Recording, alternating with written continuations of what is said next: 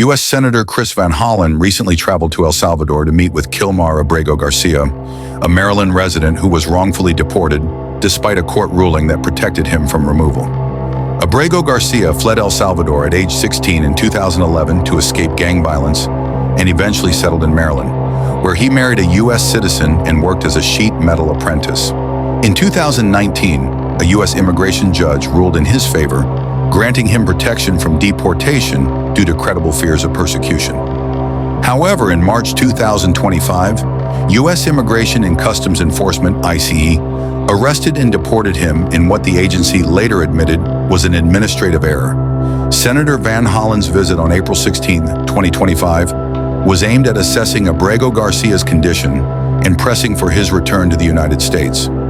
Although initially denied access to the prison, Van Hollen eventually met with Abrego Garcia, who is currently being held at the Terrorism Confinement Center, CECOT, a high-security facility known for harsh conditions, despite never having been convicted of any crime. During his trip, Van Hollen also met with Salvadoran Vice President Felix Ulloa, who informed him that the Trump administration was compensating El Salvador to continue detaining Abrego Garcia.